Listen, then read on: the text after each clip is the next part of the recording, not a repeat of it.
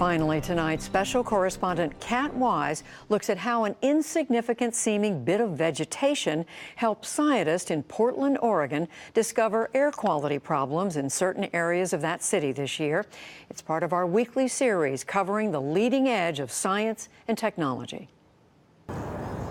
Portland, Oregon is a city that prides itself on its food trucks, bike-friendly streets, and being very focused on the environment. So many people here were shocked when it was discovered earlier this year that certain neighborhoods had high levels of heavy toxic metals. That discovery was largely due to this woman and her love of moss. Moss is kind of like the underdog of the plant world in the sense that, people tend to not really know what it is. Sarah Jovan is a research ecologist with the U.S. Forest Service. She and a small number of other scientists have been studying moss and lichens in forests for years to learn more about air quality. That's because moss and lichens are essentially little sponges that absorb everything in the air around them, including pollutants. But moss had never been studied extensively in an urban environment. So several years ago, Jovan and a colleague decided they'd do just that in Portland.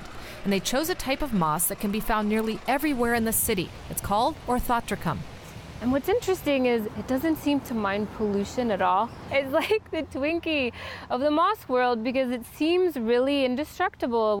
Jovan's team took samples from 346 sites around Portland. They even climbed some trees. The samples were brought back to a Portland State University lab where they were processed and cleaned of debris, and then they were sent off for a detailed chemical analysis. The results that came back were startling. Moss from 2 neighborhoods contained high levels of cadmium, a metal which can cause a host of health problems, including kidney damage and lung cancer if inhaled over a long time. The cadmium hotspots, seen in dark orange on this Forest Service map, were right around 2 artisan glass manufacturing companies, and one location also had very high levels of arsenic. Cadmium, arsenic, and other metals are commonly used in glass making. We knew we'd find some hotspots of pollution, but we were actually shocked. We found that the largest hotspot was associated with an industry that actually isn't regulated for arsenic and cadmium. We thought, oh my gosh, that's an area where there's schools, there's a daycare, there's neighborhoods. But she still had some big unanswered questions. Did the air in those neighborhoods also contain high levels of metals? Was the moss acting like an early warning system? So Jovan and her Forest Service colleagues shared their results with the state agency actually responsible for monitoring Oregon's air, the Department of Environmental Quality.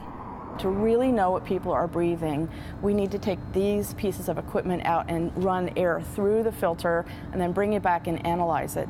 Sarah Armitage is a senior air quality planner for the state. She showed us some of the sophisticated air monitors that the agency deployed around the glass companies after they were given the moss study results. Samples taken from those monitors, which were processed in the state lab, eventually confirmed that the air was indeed tainted. In some areas, cadmium levels were nearly 50 times above state health benchmarks, and arsenic levels were more than 150 times over. The state had known for a number of years that there were elevated levels of certain metals in Portland's air, but they were never able to pinpoint the sources. Prior to the moss study, there was just one permanent air monitor in Portland, and air pollution was tracked on a regional scale, not neighborhood by neighborhood. Why? Cost. That's really the reason. They're expensive to operate and to purchase and to do the analysis. An average site is about $150,000 per year, but when we have the moss data, at least for metals, it screens a broad area and we can zero in on a location where we know if we put a monitor, we're going to find some metals. But costs aside, more air monitors simply weren't required. Under the Federal Clean Air Act, 6 common pollutants that cause smog and health problems have strict enforceable emission standards. 187 other pollutants, called air toxics, are also regulated, but they aren't monitored to the same degree. And Oregon, like many states, hasn't been closely tracking industrial sources of cadmium and other air toxics or the health impacts. New concerns about high levels of toxins in Portland neighborhoods. When the story broke, there was a big public outcry. Government officials held meetings with concerned residents, and the head of the state environmental agency resigned in March, soon after the moss results were made public, though he cited health concerns as the reason. But the glass companies, which voluntarily suspended the use of the metals after the results came out and have been working with the state since to comply with temporary rules, were not breaking the law, says air quality official Armitage. As far as DEQ was concerned and also the facility was concerned, they were in compliance. We take responsibility for the federal standards. We put them in facilities permits. What was not regulated was the furnaces that melted the glass, and that's where the emissions were coming from. This idea that there's this whole classification of air pollution that has not been well addressed by the federal government has been a really hidden secret really across this country. Mary Pivoto is the co-founder of a local advocacy group which has been fighting for cleaner air for more than a decade. As I said at the beginning, there was no credible evidence to demonstrate whether or not this company was emitting anything that was a problem. She gathered recently with a group of concerned residents who live near a metal manufacturing facility where the moss samples picked up elevated levels of nickel. The state now has air monitors deployed around that company too, and Pivoto says it's about time. All of us have been really traumatized that our state would knowingly allow these toxics to continue to be in our environments when we know that actions could have been taken to reduce them. These are the kinds of things that contribute to our health and disease in ways that you often don't recognize.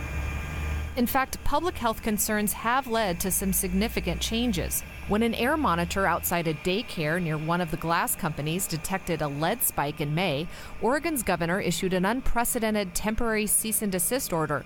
So far, state health officials say voluntary lead and cadmium testing in the community has not revealed an immediate widespread public health threat, but the long-term impacts are still being studied. It's always extremely difficult to associate one long-term health outcome like cancer with a very specific exposure. Dr. Katrina Hedberg is Oregon's state health officer. I met up with her near the daycare where the elevated lead levels were detected. She says one of the big lessons from the Moss study is that better monitoring is needed so that the public health community can gauge the actual risks from air pollution.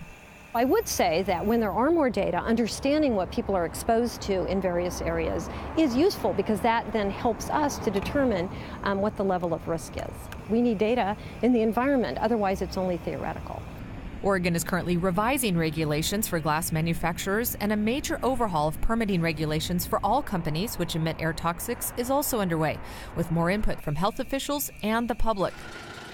For her part, scientist Sarah Jovan is continuing to monitor moss samples in the impacted neighborhoods, and she says she's happy that moss is finally getting a little more respect these days. For the PBS NewsHour, I'm Kat Wise in Portland, Oregon. Current testing by the state of Oregon finds levels of airborne heavy metals detected by the moss have dropped substantially over the past year, since measures were taken to reduce their emission.